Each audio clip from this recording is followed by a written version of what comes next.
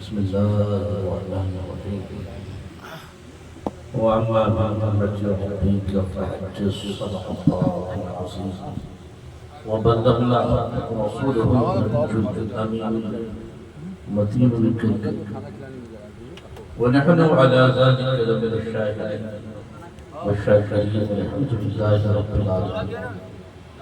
آئیے عقیدت محبت کے ساتھ تیزی کے ساتھ درود شریف کا نذرانہ پیش کریں. اللہم صلی علی سیدنا مولانا محمد وعلى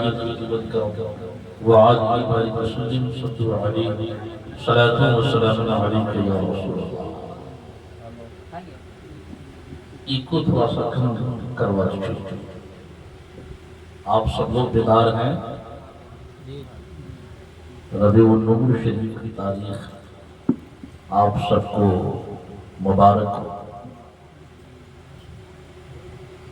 آپ کے دیار پربہار میں حضرت علامہ خطیب الامام شاداب رضا صاحب اللہ کی محبت، آپ سب کی محبت کہ فقیر بھی مظفر پور کا سفر کرتا ہوا آپ کے بیچ حاضر ہے. تھوڑی تاخیر ہوئی اور تھوڑی دیر کے لیے گوپالگنج جلسے میں بھی شرکت کریں. کافی بڑی کانفرنس ہے وہاں، لیکن حضرت کی خواہش تھی کہ تھوڑی دیر کے لیے آپ تشریف لائیں.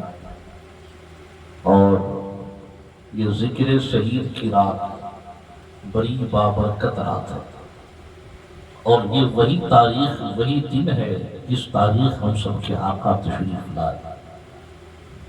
سیم وہی تاریخ اتوار کا دن گزار کے پیر کی شب تھی، اور وہی لمحہ وہی گھڑی آنے والی. میں نے قرآن مجید کی مشہور آیت پڑھی، وَأَمَّا بِنِعْمَتِ رَبِّكَ فَحَدِّثْ. اپنے رب کی نعمت کا خوب چرچا کرو. چرچا کرنے تو بیٹھے ہیں، ہے نا؟ چرچا کرنے بیٹھے. نبی کا ذکر، نبی کی زندگی، نبی کے حالات، مصطفیٰ کے کردار اور نعمتیں بے شمار ہیں. بہت اللہ کی نعمتیں، انسان کے سر سے پاؤں تک بے شمار نعمتیں. لیکن اب ہم قرآن سے پوچھتے ہیں، قرآن بتا وہ کون سی نعمت ہے جس کا ذکر کرنے کو تو کہہ رہا ہے؟ وہ کون سی نعمت ہے؟ ہم نے قرآن سے پوچھا. قرآن بے شمار نعمتیں، انسان کے ہاتھ، زبان، نبا، آنکھ، پاؤں، سب یہ اللہ کی نعمت.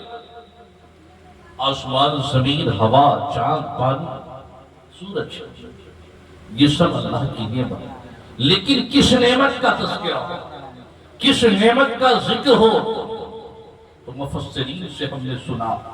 عبداللہ ابن عباس ہیں، آپ فرماتے ہیں کہ وہ نعمت کا ذکر ہوگا جو ساری نعمتوں سے اعلیٰ ہے. ان نعمتوں کا ذکر ہوگا جن نعمت کے صدقے رب نے چاند کو پیدا فرمایا ہے. ان نعمت کا ذکر ہوگا جس نعمت کے ذریعے اللہ نے ہوا کو پیدا کیا ہے.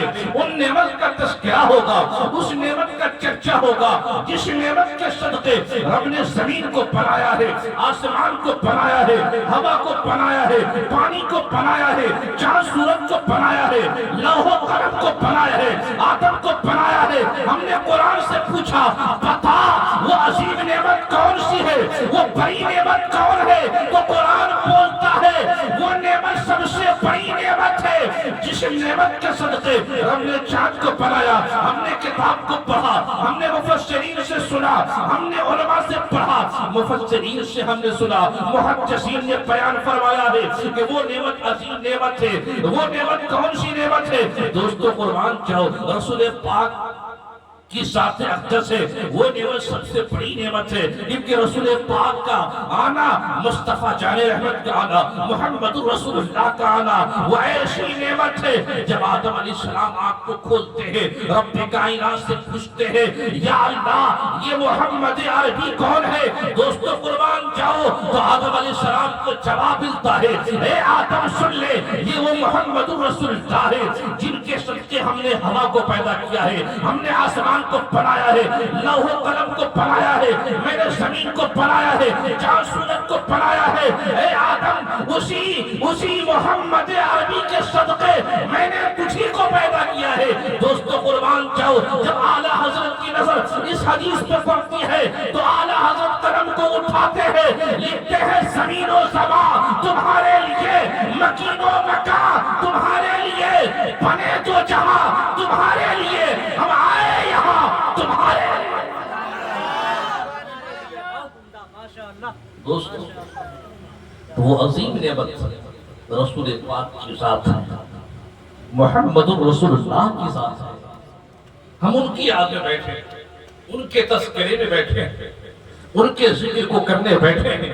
حضور کی آمد اس وقت ہوئی جب عیسیٰ علیہ السلام کا زمانہ 500 کچھ سال ہو چکا تھا۔ کوئی بیچ کوئی نبی تشریف نہیں لائے، زمانہ بہت دور ہو چکا تھا، ظلم و ستم کے بازار گرم تھے، ایک خاندان دوسرے خاندان کا پیاسا تھا، اور یہاں تک کہ ماں اس وقت بچوں کو دودھ کی جگہ شراب پلاتی تھی۔ وہ زمانہ تھا، بیٹیوں کی کوئی عزت نہیں، عورتوں کی کوئی عزت نہیں۔ ایسے ماحول میں آنا، ایسے نبی پاک کا آنا، ایسے امام الانبیاء کا آنا، محبوب رب العالمین کا آنا، رب کے حبیب کا آنا، یہ چھوٹی بات نہیں ہے۔ دوستو قربان جاؤ، ایسے ظلم و ستم کے ماحول میں ہم سب کے آقا تشریف لا رہے ہیں، محمد رسول اللہ آ رہے ہیں، رب کے حبیب آ رہے ہیں، آمنہ کے لال آ رہے ہیں، عبداللہ